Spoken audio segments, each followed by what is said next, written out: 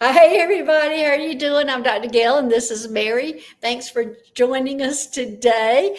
And we have a lineup of things to talk about today. And the first thing we'll be talking about is to be or not to be. And we'll go into the more details about that in a few minutes. But let me see who all's here. First, I'm going to pull up, well, if I can pull up this thing, I'm going to see who all's here first. And Mary, well, I'm going to pull up White Dragon first, and then we're going to say, because he's getting our back about subscribing. White Dragon, thank you. Please ask in all caps and like and subscribe, or Mary will not sing and dance. I've already danced a little. Thanks for that, White Dragon. But anyway, Mary, you've got the big event coming up here soon. So tell us a little bit about what's going on with that. Anything new? How many tickets do you have left? And just everybody needs to jump on those tickets. I am so excited about this. Actually, our team has been doing phone calls to all the attendees this week. And so we've actually gotten to hear the people who have already bought tickets. We've gotten to hear their voice. We've gotten to hear how excited they are or how nervous they are. We've gotten to just connect with them. And so the energy is just electric. It's buzzing. And that's why my hair is electrified today, because I've just been talking to people and connecting. I think your hair looks great. It always looks good. Thank you. Yours always looks good. You yeah. Queen. Oh my God. So cute. But we're really excited about the retreat. You know, there's been a change of schedule change, guys, because our sweat lodge was supposed to take place over a full day. But our sweat lodge facilitator, our Cherokee Wisdom Keeper, Yona, was invited to do a spot with National Geographic. So he's having to cut he's great. He's renowned, guys. He's great. So he's having to cut his set down from morning and afternoon to just morning, which is the plenty of time to actually do the sweat lodge, but you guys won't be helping to build it anymore. He's going to have to build it on his own beforehand so that he can make it to National Geographic. So that opened our afternoon up, and I was like, what am I going to do? What am I going to fill that space with? And I was like, I know, I'll open another waka and blow everyone's mind. So we're opening another. What is a waka? A waka is traditionally only done by one shaman for one other person for the purpose of completely transforming their lives. You know, if there's like one thing that they really want to heal or one thing that they really want to obtain or have success with, then it's basically opening an energy portal straight from source that stays in the body and continues to work and remove everything from their lives that's causing the illness, or remove everything from their life that's keeping them from that success. And then it dissipates on its own once that's accomplished. And a couple of years back, I opened one for 130 people-ish in Chicago at Susan Lynn's event there. And I'm guided to do another one here on the mountain. But this time, instead of having 2 facilitators open the waka, I'm going to have 4. One representing each element. And I think we have an intimate enough group that everyone's going to get to stand inside of the waka and carry it off with them. So we have 2 tickets left. If you would like to be waka-sized, step right up, darlings. It sounds like everybody would want that. So now, well, how is that different from regular sweat lodge or regular shaman journeys, or you know what? How does that differ for all that? Well, they're all completely different modes and ceremonies. So like the sweat lodge is a ceremony that is meant to essentially, and of course I'm not the Cherokee Wisdom Keeper here, but this is coming just from what I understand of it, is that it is meant to emulate being back in the womb. And the reason that the Native Americans have matriarchal societies is because when women go through childbirth, that's the closest that they get to reach God while in human bodies. So it's meant to invoke visions, to break down the physical body enough that the spiritual body can take over. And you can reach those spaces for visions, for wisdoms, for connection. Journey work is very similar. except you're not really breaking down the physical body in order to receive that vision. You're training yourself to release yourself from the physical body in order to obtain your vision. And a waka is just something completely different altogether. It is a ritual. You're not going to be receiving, you could receive a vision, but that's not its purpose. Its purpose is actually to transform your life. And once it's open and it's in you, it's out of my control. Hands off. Spirit's going to do whatever spirit does. Like if you open it with the intention to heal your cancer, every single thing in your life that's causing you cancer is going to be gone. This is people, jobs, bad food habits, that kind of stuff. Like, this is just a really powerful ritual that I'm not in control of. It's just going to do its thing. So it's very different. Yeah. Okay. Well, let me say hello to some people that are coming in here now. We've got quite a few here. Let's see. I'm sliding up to the top. Thanks, everybody, for joining us today. And Mary and I have got quite a few topics to talk about today. And so, hi, Michelle. Thanks for being here today. And hey, Teresa. Thanks for being here. Hey, Linda Thompson. Hey, Gigi. Hey, Stephanie. Thanks for being here. Hey, Kathleen Garrison. Let's see who else here. And of course, hey, White Dragon. Hey, Debbie, Through Shifting Veils. Thanks for being here. Hey, Penelope and Suzanne, Diane G. Thanks, everybody, for being here. So glad to see you. Hey, Aaron Robinson, Diane G. Thanks for being here. Hey, Rossi. Hey, Northern Lights. Hey, Polly. Thanks for being here today. Dream Journey 1. Thanks. I'm glad to see you. And who else is here? We got quite a few people. So, hey, Gina M. It's good to see you. And let's see who else we have. Hey, Son of Watt, thanks for being here. And I think I'm going, hey, Hypnicity. Hey, Amanda Carroll. Let's see, Hypnicity, I'm going to try to start we've already got quite a few questions coming in, or I've already started quite a lot of questions. White Dragon Mary always puts a smile on your face. Yes, she does. She's just a ray of sunshine, a star shining on us. Well, you're the star shining on everything, Miss Galactic Queen. Yes. So, Mary, okay, Mary and I, we were talking, day before yesterday, about my dreams or visions I was having. Whenever I have a dream or a vision, and it did come to me during meditation, and I always go, okay, was it a dream or was it a vision? What was it? But anyway, it was during meditation. And this, Mary and I were in a cave together. And in this cave was this young guy who looked like an absent-minded professor. He had like sandy blonde hair, glasses, and he was just working away. I was on one side, and Mary was talking to him. She was conversing, and I was on the other side just going, yeah, whatever y'all talking about, kind of just in my own little world. And anyway, so all of a sudden I perked up. In fact, I think I was even just laying down. That's how, while Mary's talking to him, I'm thinking I'm laying down on my back. And all of a sudden he looks at her and says, "Your purpose is." And I perked up and go, wait a minute, he's telling her purpose? I wonder what he's saying. And I didn't hear it, but I was going, okay, is she a teacher, healer, or what did he tell her purpose was? And then he looked at me and said, "And your purpose is," and then I immediately woke up. Boom. Didn't hear anything. So I just dismissed it. I'm going, okay, I'm dismissing that. But the next day, of course, here comes the same vision with the same guy, but this time he's riding a bicycle. He's a high school student, and he's riding around and talking about our purpose again, or my purpose at that time, talking about our purpose. Mary was in the background at this time because she already knew what her purpose was, and I'm in the front trying to get the information. Diane G. Yeah, it's a cliffhanger. It was a cliffhanger for 3 days. And so finally, I decided to do a shamanic journey to find out what this was all about. And the answer I got from the guy, he looked at me and he says, your purpose is to be. That was it. To be. To be what? This is how it went. To be what? To be a healer? To be a teacher? To be human? To be what? What? To be what?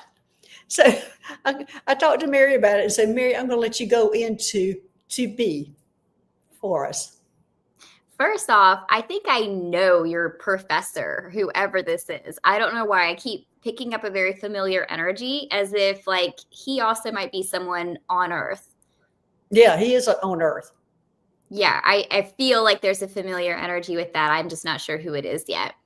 But when Gail texted me to call her, one, her text was just very different than normal Gail text, just very different. And I was like, okay, something's going on with Gail. Let me call her back in 30 minutes. And if there was like an excitement there, like a deep, profound kind of knowing that was obviously happening there. And as soon as Gail said those words, it was just to be. I was like, yes, that's the whole point. And there's like two levels to this. First off, there's the level that I think a lot of people, especially if they're more like in the Zen Buddhist arena, take on, which is to be simply means we're here just to experience. So if we're here just to experience, that means you can get technically all of the healing and spiritual revelations that you need just by living your human life to the best of your ability, connecting into nature, tending your own garden per se. You don't have to have all of these grand connections and psychic abilities to be the best version of you and fulfill your purpose.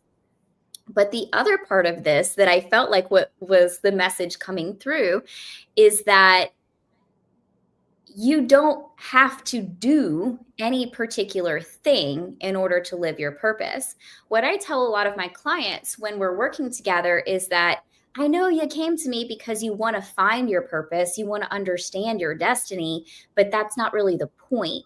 Your destiny is who you're meant to be. It's your personal vibration. Once you've reached self-actualization, once you have fully embodied your personal power, it's the vibration you were born with and who you're probably blocked from because of all of these wounds and traumas and belief systems and all of those things. But once we've unblocked that space and we're in our full embodiment of ourselves and our power, we are our destiny. That is who we're meant to be.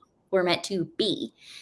And then whatever we choose to do while we're in that vibration is an expression of our destiny. It becomes part of our purpose. So I don't have to be a healer, guys. I don't have to do none of this. Well, I didn't hear what he told you, so I have no idea what he said. Yeah, Patricia, that's one of the things I did ask. I said, to be human? Of course, for me, that was a good question to be asking. Yes, but I just kept going. I kept going through all the stuff, and then it hit me. I'm going, okay, it's not to be anything. It's just to be, almost like to sit still and life is happening. But you got to be in that present moment. Is kind of how I felt. Mm-hmm. Yeah. And I think that that's why people who are, just for instance, my husband, I don't know if he's watching or not, but he went through, he practices Zen Buddhism and has for 20 years or something like that. And he doesn't believe in any of this. Yeah. Believe in psychics or ghosts or aliens, like none of this is all what to him. But he's still at the same vibration as I am, even though I have a daily practice of connecting into guides, we're still at that same vibration because his goal is to exist in the present moment, not worrying about the future, not worrying about the past, what's happening right now, and being the best version of himself he can be right now, tending his own garden, taking care of his own business and his family. So like just learning how to exist and how to find joy and love in all of these moments is how we're meant to be humans. That's why we're here. So what do you think it would mean when that was said, to be or not to be? What would you, because he didn't say that to me, but that was something I thought about afterwards, was why didn't he say that? Or why did he just, he looked at me straight in the face and says, to be. I was like deflated at the moment. But that's it. He didn't say the not to be part. And I No, know people hate to hear this sometimes because of free will and all of that, but not being isn't really a choice.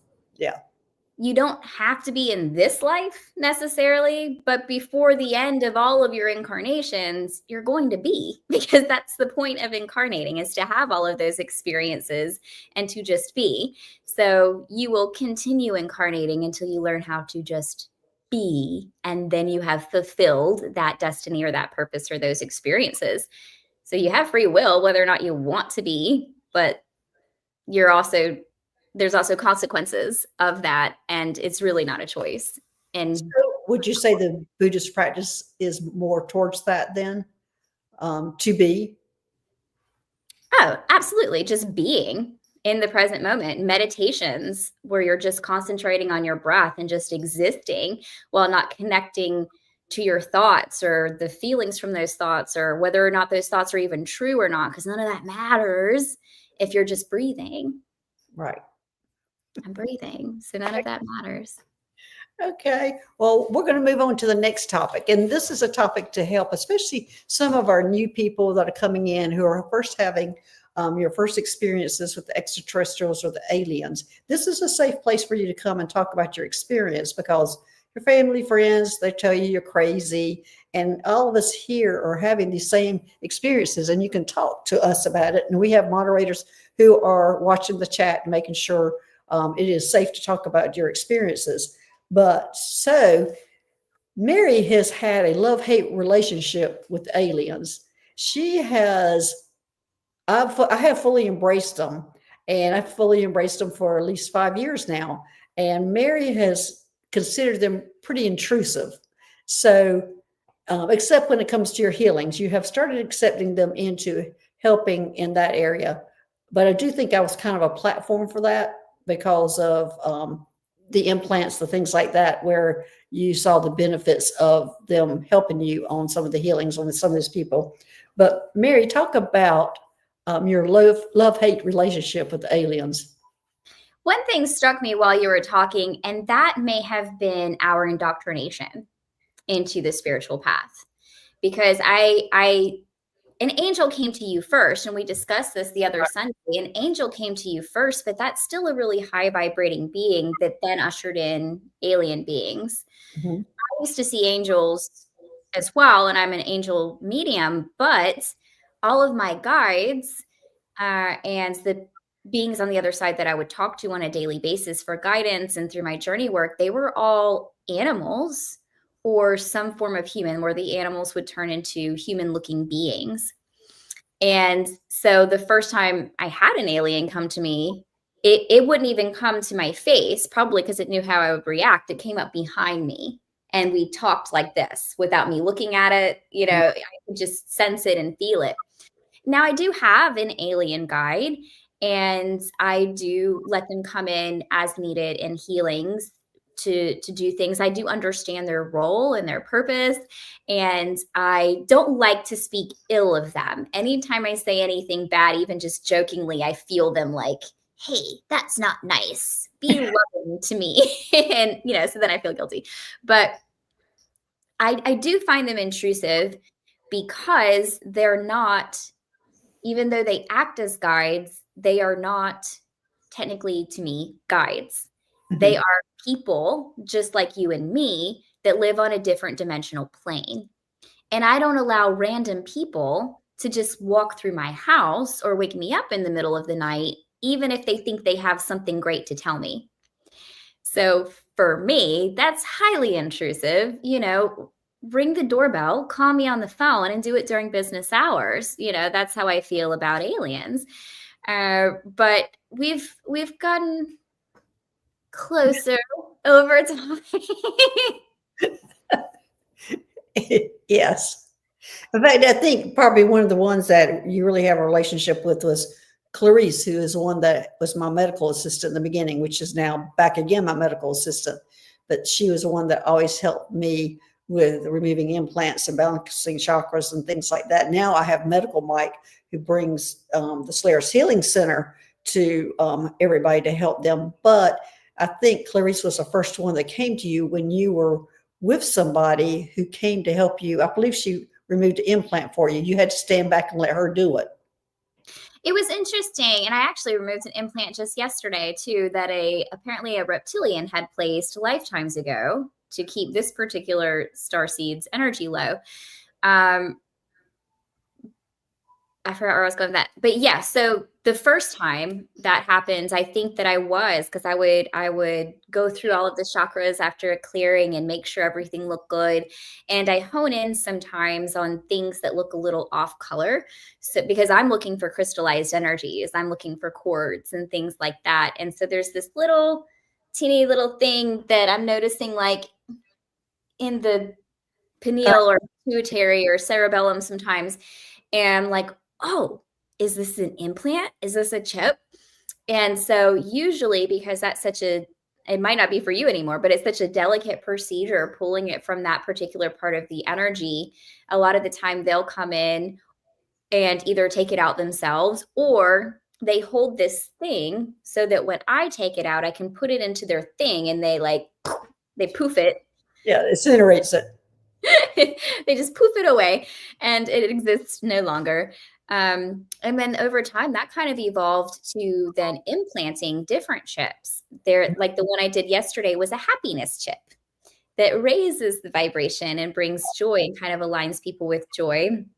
And we have wisdom ones that connect people to those higher wisdoms and knowledge and guidance as well. So yeah, I did kind of start with them coming in and telling me back away, and them doing the surgery themselves. And eventually they let me kind of do some stuff as well.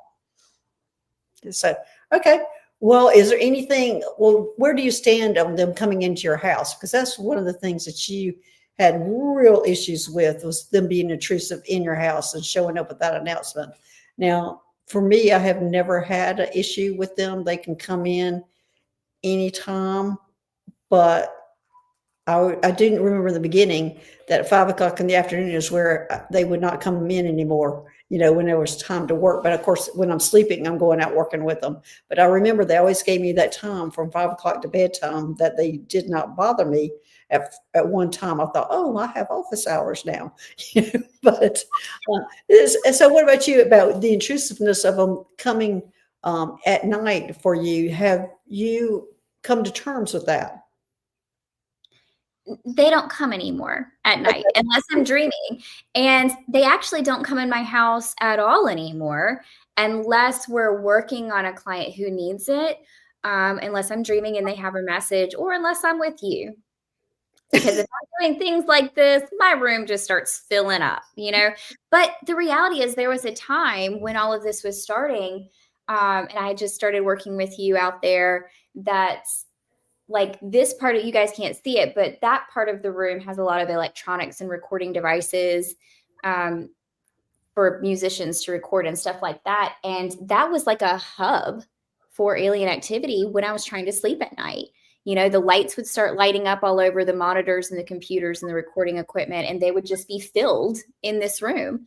And it's just like, it's not a rave, guys. Go home. So I started kind of clearing it out. But if I'm being realistic, that's not just aliens. That's souls that wander through. Even my guides, they really only show up when they have a message for me, or, and it kind of comes in, or whenever I'm connecting in with them. So things are always moving and coming through. And if there's a message, I take it and receive it, and they go on. And if there's not a message, I shoo them out, regardless of what they are and where they're from. And even during workspace, we don't like have a relationship. When you say Clarice, I'm like, oh yeah, that's her name, because they come in and they work side by side and they tell me things, but they're not like, hey, Mary, how are you? It's good to see you. How's the kids? We don't talk like that. It's just very purposeful. We're here to do this thing. Now we're going to move on. So I don't even know that we have relationships like that. Now, I do talk to them like that. Exactly. Yeah. Yes, I am. I know their families. They know me. So I do have that kind of relationship with them. So it sounds like to me what I was getting a hit on was the fact that you accepted them so they didn't have to keep bombarding you, is what I heard. So when you accepted them and put your, then you could put out your parameters of when they could come in and when they couldn't. Then everything became okay. But until you did that, they were. It was almost like bam, bam, bam, bam, bam, bam, bam. Come on, acknowledge me. Boom, boom, boom, boom, boom. Acknowledge me. It was a lot, especially when I was pregnant with my third, because he has alien energy. So they were always around and bombarding me when I was pregnant with him.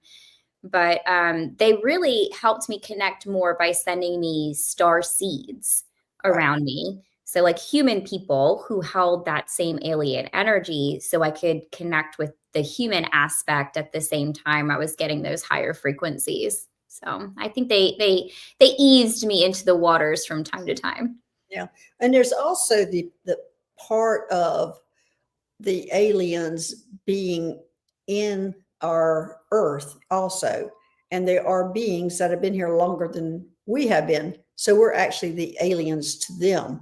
So you always have to take that in consideration, especially like the Lemurians, the ant people, the people who have resided on earth longer than humans have been here. So we look like the aliens to them. Now, sometimes I think that might be an easier energy because they are so connected to Earth already to start off with that connection with them.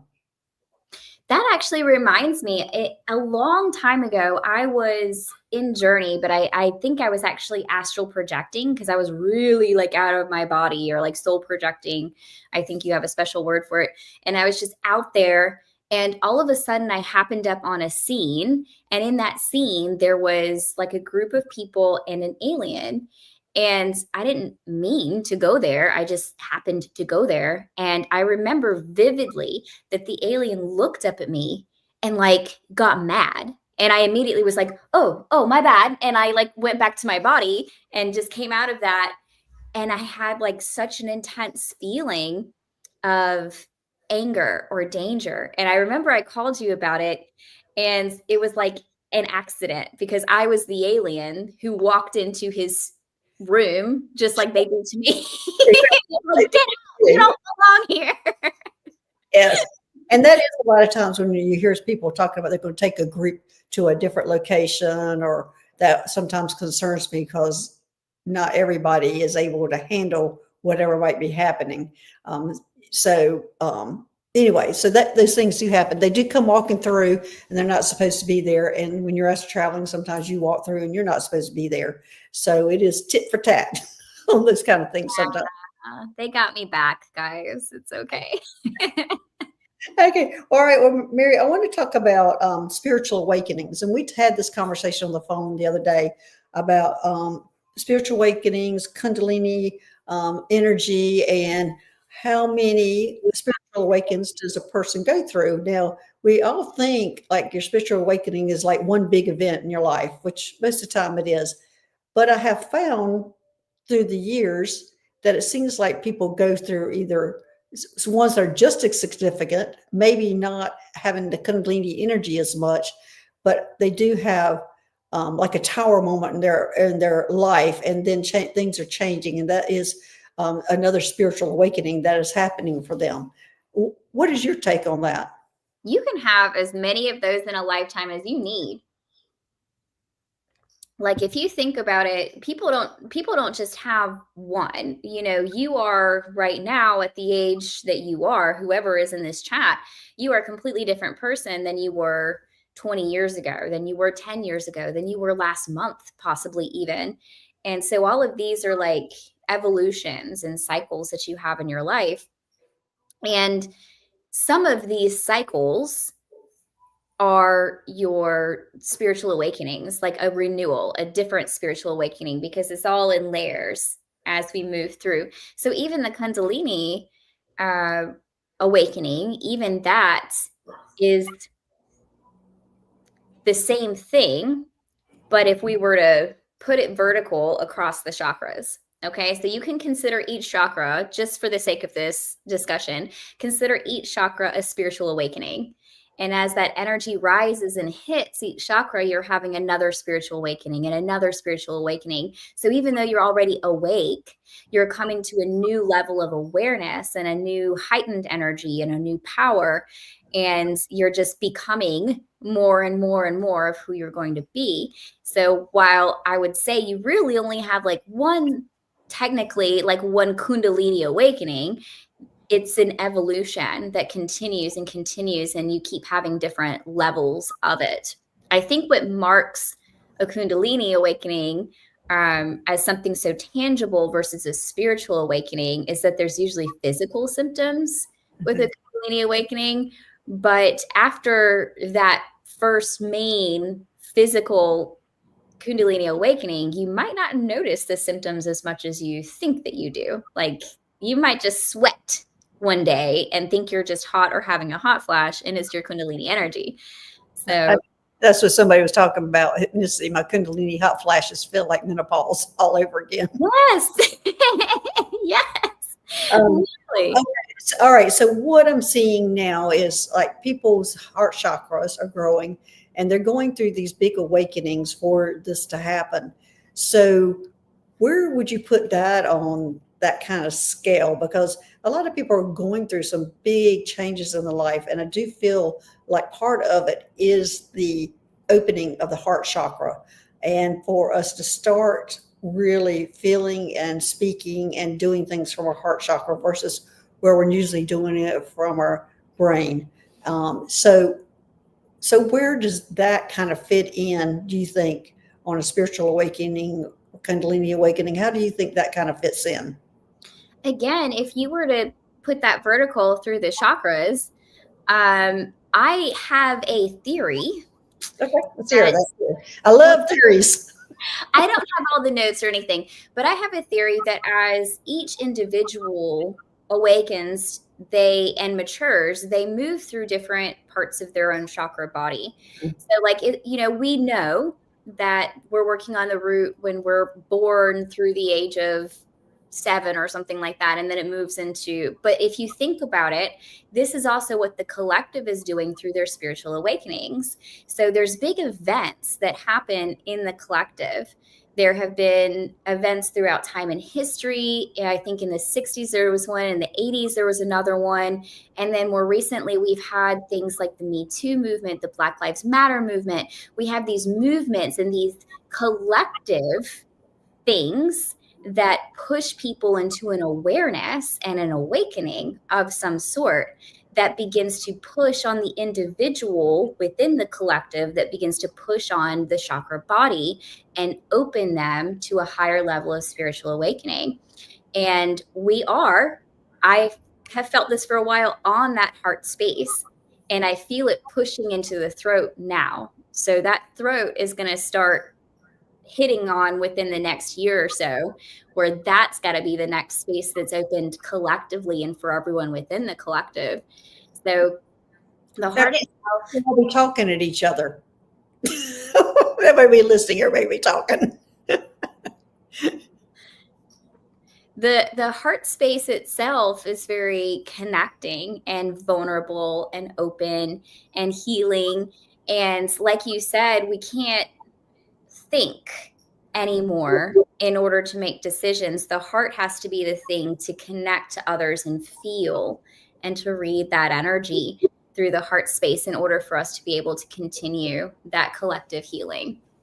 White Dragon says we are being washed, spin dried, and pressed by the energies now. I mean, yeah. Some are, yeah, yes. Okay, well, all right. So now what I want to go into with you is your readings. Now, I went through this with Val maybe last week or week before last, especially somebody new who comes to your website and they're going, oh, I would love to have a reading for Mary. But look at this list. I don't even know what to choose. Where to begin? And your classes. Which class do I begin? I see she has a lot of classes. I'm a beginner. I don't even know what that means. I don't even know what Reiki means. I don't know what a shaman is. And so can you help some of these new people who are coming in on understanding what kind of readings you do, and when they go to your website, probably what would be the like kind of the easiest or the first step to come into getting a reading? Absolutely. And it's super, super easy when you work with me. When you work with me, book by the amount of time that you want. That's it. It doesn't matter if it says Reiki, hypnotherapy, quantum healing. It doesn't matter. You book by the amount of time, because a Reiki is 1 hour, hypnotherapy is an hour and a half. Because if you get the amount of time that you want and that you feel like you'll need, I'm going to do everything else. I'm going to do everything that your energy tells me you need before we get off the phone. Okay, so the problem there is I'm looking at it for the first time. What do I need? I'm going to tell you what you need. Like time-wise, like what do I need? What kind of time? Do I need only 60 minutes? Do I need the 90 minutes? How would somebody new looking at your website determine what kind of reading to sign up first? What would be like your beginner reading? I don't know that I have a super duper beginner reading, but there's a couple of different factors that play into that. One is money, because not everybody right away can afford a 2-hour session. And so I'll pack as much as I can into a 1-hour session or a 30-minute session. And two, it might just be how much you feel, because some people who, when they're starting, they're very emotional, or they've been through a lot. So they might not feel like they're ready to like 100% go to somebody they've never worked with before and just air everything out. So then I would suggest maybe like a 1 hour, so that we can get to know each other's energy, so I can do some clearing for you, and we'll see what we can get done in that amount of time. And if you need something bigger, I'm going to tell you, all right, I want to see you back. We need to do this again. I'm pretty open and honest about what I'm seeing in somebody's energy field. But that's a good answer. With depending on the money, and a beginner would be an hour just to get to know each other, know each other's energies, and you can go from there. So that would be a good start for a beginner. I think the other thing that's actually very important with booking is knowing how much you like to talk. Seriously, because some clients, especially like my male clients, don't need to talk a whole lot. They like say, oh, well, this is my issue. And then they like don't say anything else. And I'm like, okay, so let's explore this, and so if you don't talk that much, you might only need an hour and still get really deep healing. But if you're the type of person where you like to explain your stories, you like feedback, you like to be able to process after your healing, a longer session is probably where you want to go, so that you have time to get everything that you want and need and feel like completely wrapped up with the bow by the end. That sounds good. I'm sitting there thinking I'm the one with the least amount of words also. You would need 15 minutes and you'd be done. Well, that's how I do a lot of my answers too. It's like, boom, here's the answer. But anyway, do you have anything you want to add? I think I've covered everything, and Mary, you have done an excellent job on answering these things. So is there anything else you want to cover before we get into some questions? I have word vomit coming up. Spirit flames, I'm not sure why that came out. Twin flames, I'm not sure why that came out. Oh, that's great with twin flames. There's a lot of people who talk about twin flames. There's a lot of people who really connect with twin flames. Some people almost like live and die for twin flames. I have never, me personally, have never connected with that.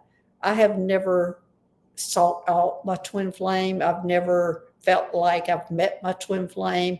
I don't feel like that if I have a twin flame, it's going to be an alien. That's what it's going to be. It's not going to be somebody here on Earth.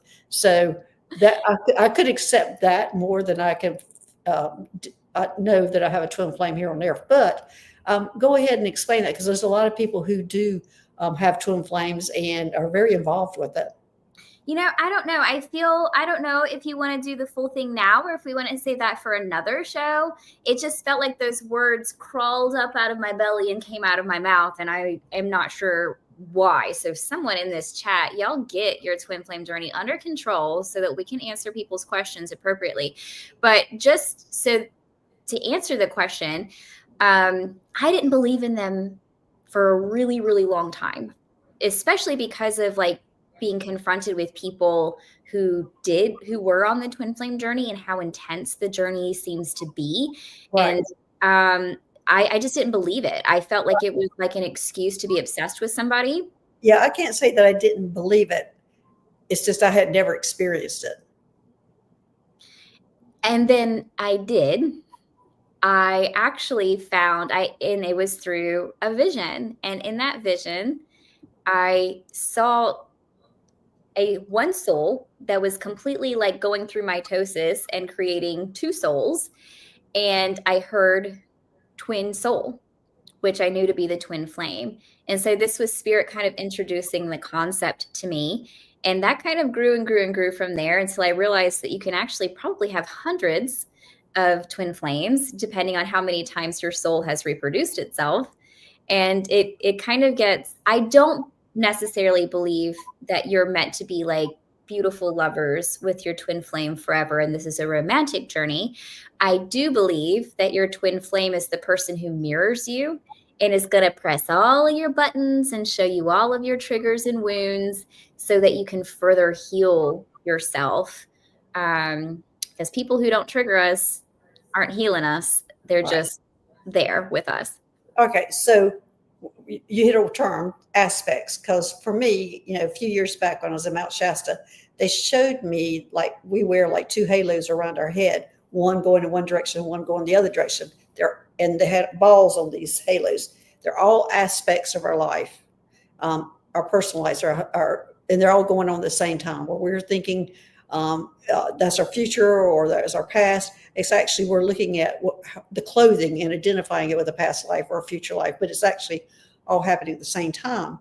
And whenever it crosses over, you get this hit. So when you're talking about twin flames, and you're talking about your aspects out there, I'm going back to that picture that was put in my head about that and trying to figure out the connection between the two. How would a twin flame fit into that? Or is that's just me and this other person, maybe they're having their two orbits going around and it somehow connects or mirrors, or I don't know, but it just hit me that how does that connect? Do you have any insight on that? I don't think there's an answer to that. And the reason why is because you're trying to logically understand something that only exists within quantum space. Right. And just true to the rules of quantum physics, anything that you observe changes its shape. So I think there's a lot of things that when we try to look into, we can get the essence of the answer, but not the true answer because it's going to be like to be. Right. Right. All right, Penelope, she says, I knew I needed all day reading and I was excited about working with Mary. Of course, I started with 2 hours and was completely glad with this. She is the best. Thanks, Penelope. That's great. So, but anyway, yeah, it just flashed in my head that has been coming up with me a lot more lately about the different aspects of your life that are happening at the same time. And as we walk through, and they're showing me that it's happening all this. I mean, it's probably at least 20 or 30 lives that are going on at the same time. And some are larger balls that are important lives, and some are smaller, and they're all different colors. And it's pretty fascinating. So I was just, all of a sudden, it was like, okay, how does the twin flame fit in that? But I don't think I'll ever quite get a grasp on it. Probably I never will unless I have one. But I am going to search because for me, I feel like that might be an extraterrestrial and not another physical human on Earth. That might be my twin flame. Absolutely. Kind of how I view it, like when you're talking, is that we have like all of these past lives, and then this pen represents time. So we have to put time in there to even be able to see it and understand all of these things happening at one time. But when we take the time aspect out, everything kind of goes like this. Right. It's chaos and we can't understand it. Like the only way as humans we can understand any of this is to add the time aspect into it. So none of our answers are actually like true. Yeah. Well, this does make sense when it has the halos going around your head, because that is organized with all aspects happening at the same time. That is very organized, and you're seeing that organized. But there is no time in that. As they told me, whenever you're looking at the clothing of that time period, you're assuming that's your past life. Or if it's futuristic clothing, you're assuming it's a future life, but it's all happening at the same time. and that when there's an overlap of the two balls hitting together, then you're actually seeing into that different lifetime. So, final question to you. What alien is standing right here? I'm getting that that's an Arcturian, and I'm not sure why there's an Arcturian standing there because I don't know this person. Because this person literally just took this pin, stabbed me in the toe with it, and I am literally bleeding. Oh my gosh. Guys, if you're scared of aliens, this is freaking why. Because they make me bleed when I'm trying to teach. When you're not paying attention to them. Yeah, and I'm getting it is an Arcturian that's standing there, and I don't know who he is. It is a him, and I'm not sure why he's trying to get your attention, but he really is trying to get your attention. I don't know him personally. He's only there for you, but I can see him. I can see him, but my toe hurts too bad for me to talk to him right now. So I'll come back to him later. I think he has some input on what we're saying is what he's trying to get your attention. I think that's what it is. That he has some kind of input into. He could have tapped on my shoulder. He said he did. He said he did tap on your shoulder. You didn't pay any attention, but there's some kind of input he has on all this. And let me see if it's. I'm hearing Kundalini. Something about the Kundalini. He's about something about that. I don't know. It would take me a while to get into that information, but he has some information to share. And I think he's trying to tell you, Mary, what it is. There's something about the Kundalini awakening that I think is pretty powerful in the fire and the transformation of life. In my first white dragon, no, sir. First off, no, sir. That's right. This is what they say. What is what I have? White dragon says, Mary, the Arcturian is trying to tell you to pay attention to your twin flame. Maybe that he's your twin flame. Maybe the Arcturian's your twin flame. First off, which one? And then, and then no. But anyways, so there's something about that Kundalini awakening. The first time that my Kundalini awakened was Mary. Yes, but he is your twin flame. I'm smoothing over that. And can you tell I'm smoothing over? I just want to, that's why he's trying to get your attention and trying to talk to you. That is why. But go ahead about the Kundalini experience. I see where, what do you call it? Avoiding. It's not avoiding, it's ignoring for now. That's like you treat the aliens anyway. You kind of love, hate. They're intrusive. And so this guy's been intrusive because he hurt you. Well, of course he's my twin flame. He stabbed me the first time he ever met me. Of course. Chaos energy, right? Yeah. But my first experience with this was the first time I ever meditated or went through a journey is what it was. And while I was in that journey, I actually went to a plant spirit medicine woman, and she walked me through my first guided journey. And I had no idea what that was. And at the end of that, I was like, wow, I had this great big vision. And I was driving home and I noticed that everything down in the lady bits was really warm. And it was so odd because it wasn't going away. And I just kind of tucked that in the back of my mind, like something waking up. And fast forward, within 6 months or something, when I started my shamanism training and I received my very first rites in shamanism, and one of those rites, I'm working with the archetype of Sachamama, who's the great serpent. And once she is seated into my root space, I'm laying down flat with my eyes closed, and I can feel these ripples moving from my hips down my thighs over and over and over again.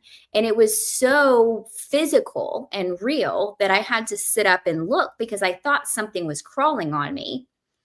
And it was just the energy moving like that. Now, after that, it was more of a heat and something that I worked for years to raise up my spine through chanting, through Kundalini breath work, through Kundalini movements and yogas. And till I could feel it coming up and coming up and coming up. And only momentarily can we keep it so high until it kind of comes back down into the body a bit. But it was an interesting awakening for sure. That, you know, so some of it's sudden like that, and some of it you really have to work on and grow. Yeah, because I do hear people talking about working on it. I have never tried working on it. Maybe that'll be something I'll try. I have never even considered it to try to work on that or try to open it up. Maybe we can do it together. Maybe so. It'll be With your Arcturian twin flame. let's take a question. Okay. All right, everybody. We have talked and talked and talked and haven't even gotten into a question, but let's see. The first question I have here, Michelle, do I have any galactic guides? Why is it that I cannot connect to any ET guides?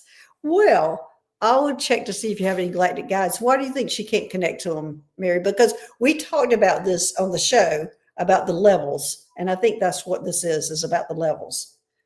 Something's really binging for me around the crown space. So it almost like I'm getting the word attunement. Yeah, because I'm getting that she doesn't have any right now. So like, okay. Doesn't have galactic guides.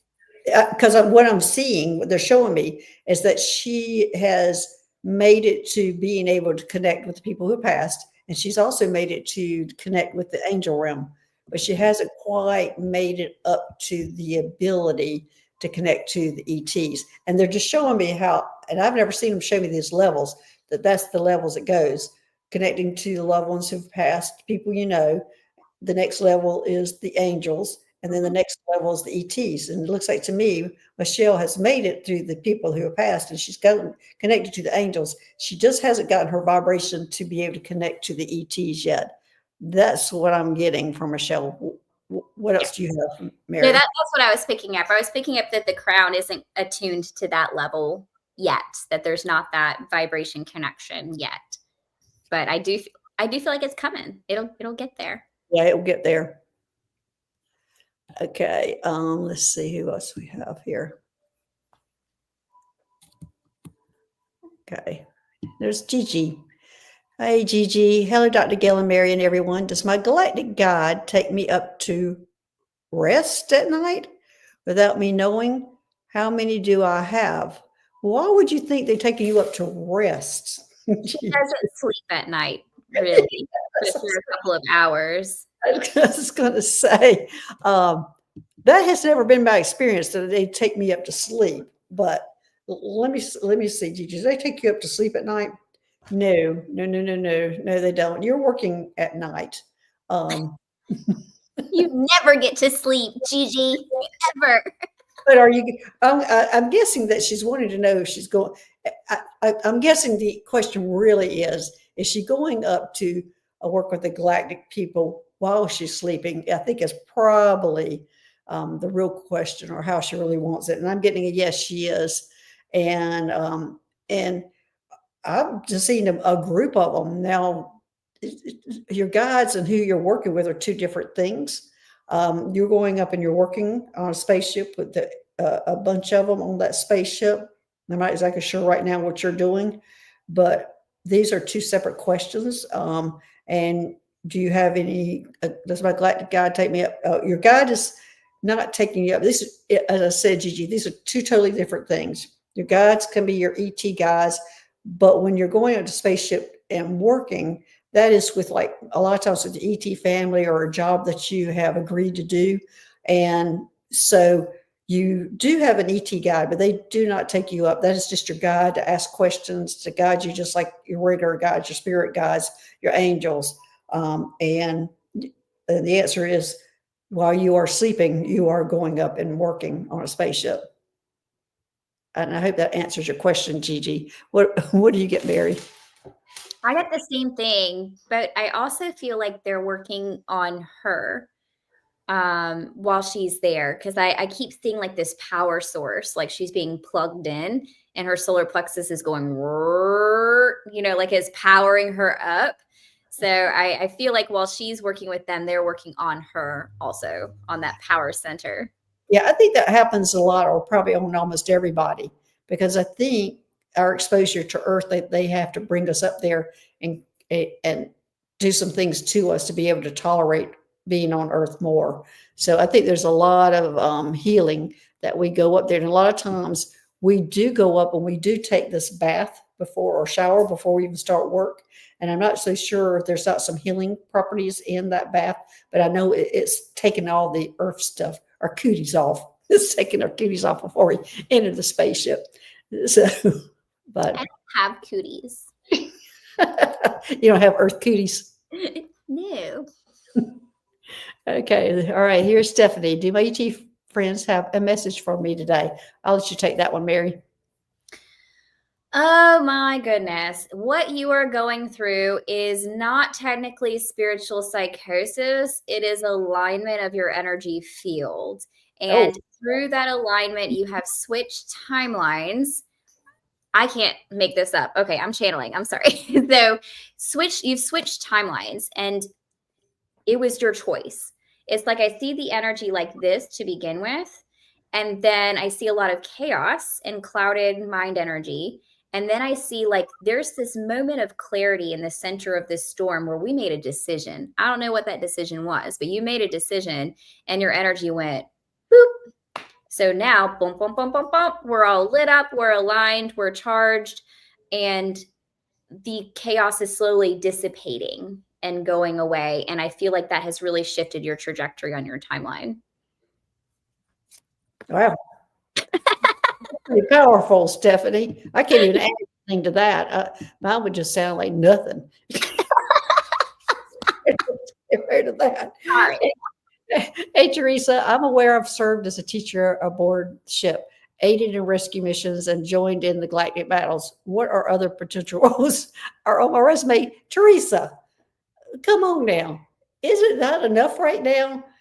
There's probably, okay, the best thing you probably could do is go and get your galactic or your astrology chart. I don't know what the terminology they use now. It used to be starseed astrology. I don't think they call it that now. It will tell you every planet you've been to and what you did on that planet. So you can get a hold of, and I've every time Ursula, I think it's Ascension Playground, and she does those kind of charts. So Teresa, that's what I'm going to suggest that you do, so you can see your whole list of things that you've done in the past, and to look at it all. But right now, you're not doing anything more than that, because that is a lot right now to be teaching and to be on rescue missions. That's a whole lot. Okay, I want to say something really quick because I had to really keep myself from laughing. You know the scene in The Little Mermaid where Ursula's rising up out of the sea with the crown on her head and she's going, wah, ha, ha, ha, ha. You know that part? That was literally in my brain when you were like, Ursula. And I had to like keep myself from laughing. Because like I also had this Starseer card, and what I was getting about this, Teresa, is that like in the future you have a really big energy, and in the future I think you will have a pretty high role in everything, but there's this ladder to climb. And so while you have the capacity to see all the things you're capable of doing, we have to wait until we can do them all. Like we're going one rung at a time. Like I was just seeing Ursula rising up out of the sea with that crown on her head. I want more. Feed me. I'll eat you, mermaids. And okay. And Teresa, I don't mean to say that much because we're all the same way. Whenever we find out what we're doing, it's like we settle in. Okay, now I know what I'm doing, but okay, I got to be doing more. Or what's next? What's on the horizon? I'm ready. But you got to kind of settle into whatever that job is, because it does take a lot out of you. But anyway, we've come close to an hour. Sorry, everybody, we didn't get to your questions. Mary and I really got into some information here. My next show will not be till next week, because Saturday I am going to my nephew's wedding. But I'm going to try to put up a video, if possible, that Mary and I did, an interview she did for me. I'm going to try to put that up on Saturday. So Mary, what do you have next? So next, let me check. I can't check my calendar. My husband's calling me. Okay. So I do Sunday videos every Sunday. So you can tune in on those Sundays. Me and Gail get together once a month. But as far as my next live, because I have that retreat in June, 2 tickets left, go get those. What I'm going to be starting the last Friday of every month, starting in June, is called Wild Star Healing Temple. And this is where we're going to have an hour-long healing for you guys. So this is like angel codes, this is DNA activations, light language, all of those sorts of things. And I'm doing this with somebody who you guys haven't met on our channel yet, but their name is Kai. And Kai will be coming along, and we're going to be doing these healings together. So just keep an eye out. That next one, like I said, is the last Friday of June. So that's June 27th at 3 p.m. Eastern time. And we'll be doing that once a month. Yeah, that sounds great. All right, everybody. Thank you for being here today, and y'all have a great day. And thanks, Mary. I know you need to run to get your children. They're waiting for you. So, all right, everybody. Thank you. All right, bye-bye. Bye.